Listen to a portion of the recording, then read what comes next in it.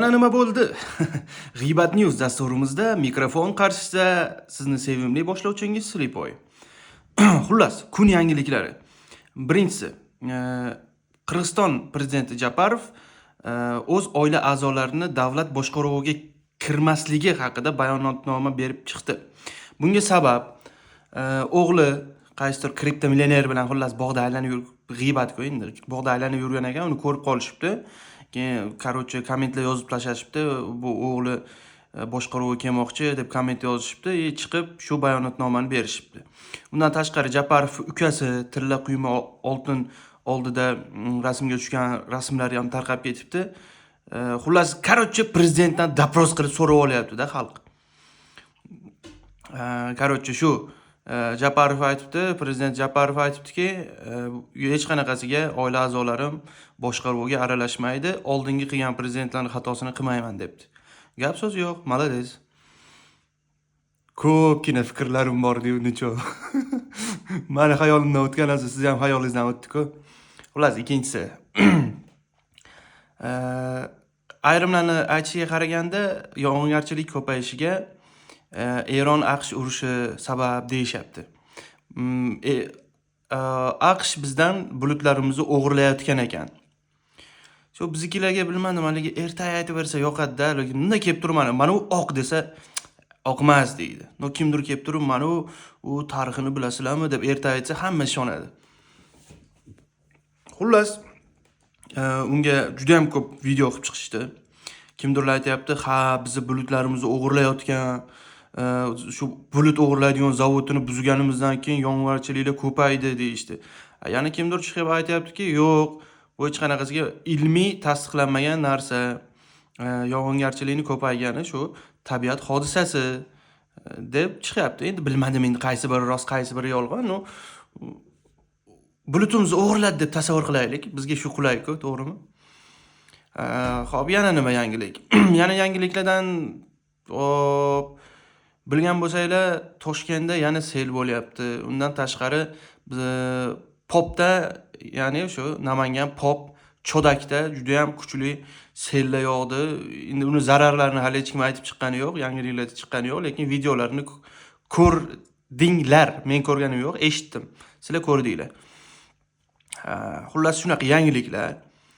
Yana nima yangiliklar bo'lishi mumkin? Hop, yana miyada qolgan. Yulduz opammi, Jonajon opam bor-ku, Yulduz opammi shu konsertlar atmen bo'ldi. O'tgan videoda ham aytdim. Bunga shu 2021-yildagi fikrlari, shu haytda aytgan fikrlariga, videolariga o'la bekor qilishibdi. Ammo gap yo'q, videolarini ko'rdim. Uzr, shu o'rganib qolganman. Ko'rdim deyishga. Eshitdim xullas. Videolarini eshitdim. Yaxshi fikr bildirgan ekanlar, lekin haqiqatan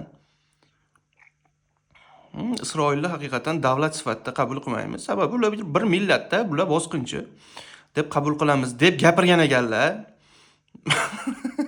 Xullas, men ham shu fikrdaman. Gap so'zi yo'q. Xo'p, yana nima gaplar? Menimcha yangiliklar shu. Eng zo'r yangiliklar asosan mana 3 ta yangilik bo'ldi. Yana bitta yangilik bor. Sizniki tormi degan bratanimiz bor-ku, shu Yagzon akamida. Yagzon aka qaysidir maktabga borib, faxriy inson sifatida qatnashibdilar, bolalarga o'rnak sifatida. Gap so'z yo'q. Sizniki tormi, g'ormi, yirtiqmi degan narsalar o'zi faxrga aylanibdi, gap yo'q. O'zim fikrimni aytadigan bo'lsam, millat o'zi tugadi. To'g'risi, millat bilmadim, o'zi konchining oxiriga yetib keldi shekilli-da. To'g'risi ham-da, endi sizniki tormi, g'ormi, yirtiqmi, qariniki qaymoqdan keyin shuni faxrli inson deb hisoblaydigan bo'lsak, bilmadim. Undan tashqari Bobur Mansurov qanaqadir order olibdilar, gap so'z yo'q. Menimcha orderni ko'chadagi shu mehnat qilib, kerak bo'lsa yer shupurib, yer chopib, mehnat qilayotgan obodonlashtirish insonlarga berganimizda